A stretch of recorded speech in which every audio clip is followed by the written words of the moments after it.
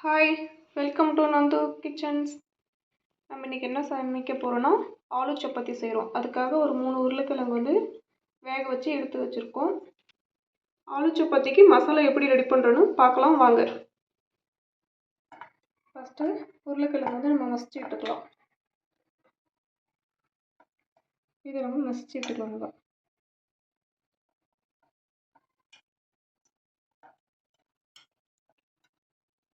நம்ம மசாலா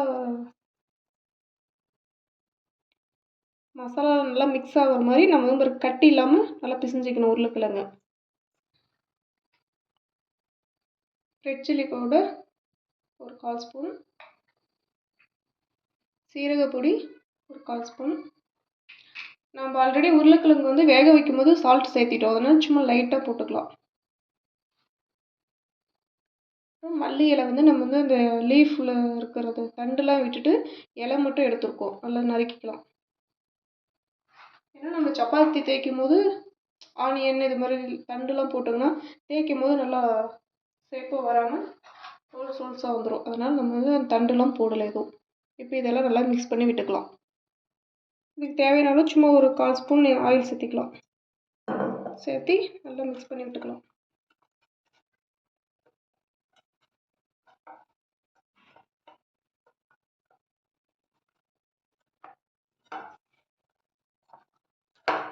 நல்லா மிக்ஸ் பண்ணியாச்சு. இது மாதிரி நம்ம மிக்ஸ் பண்ணி எடுத்துக்கலாம். 3 ஆலு சப்பாத்தி வர மாதிரி 3 உருண்டை பிடிச்சி வச்சுருக்கோம். இப்போ சப்பாத்தி தேய்ச்சி எடுத்துக்கலாம்.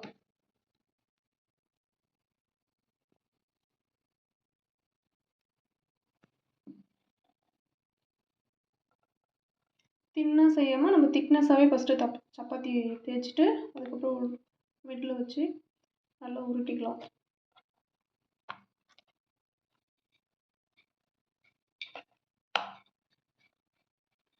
வேகமாக போட்டு தேய்க்காமல் அமுத்தி தேய்க்காமல் லேசாக தேய்ச்சிட்டு வருங்க.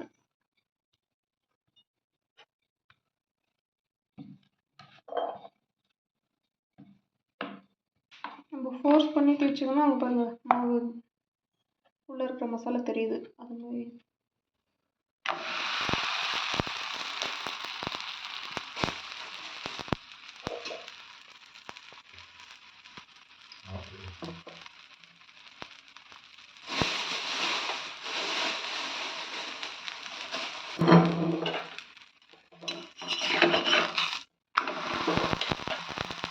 ஒரு நிமிஷம் சிம்மில் வேக வச்சுட்டு அதுக்கப்புறம் நம்ம ஆயில் சேர்த்திக்கலாம்.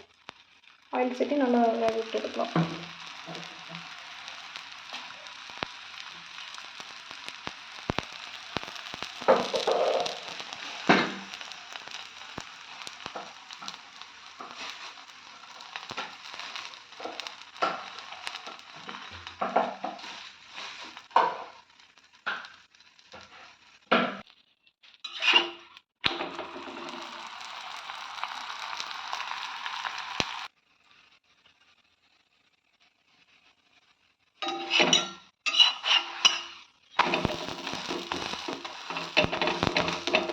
நல்லா டபுள் சைடு நல்லா வேக விட்டு எடுத்துக்கலாம்.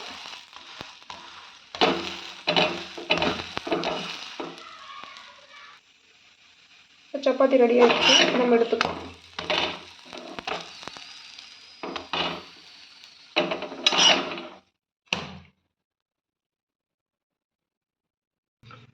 ரெடி ஆயிடுச்சு, ஆலு சப்பாத்தி ரெடி. சப்பாத்தி நல்லா ரெடி ஆயிடுச்சு.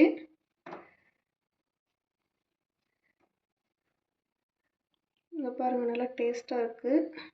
செம்மையாக வந்திருக்கு சப்பாத்தி, ஆலு சப்பாத்தி. நீங்களும் உங்கள் வீட்டில் இது மாதிரி ட்ரை பண்ணி பாருங்கள். மறக்காமல் என்னோடய சேனலை சப்ஸ்கிரைப் பண்ணிவிடுங்க. இந்த சப்பாத்திக்கு நம்ம சட்னி அதை மாதிரி கூட தேங்காய் சட்னி அது மாதிரி அரைச்சிக்கலாம். நான் மசாலா எக்ஸ்ட்ரா இருந்ததுன்னா எல்லாத்துலேயும் மசாலா கிரேவி மாதிரி செஞ்சுட்டேன். Thank you all.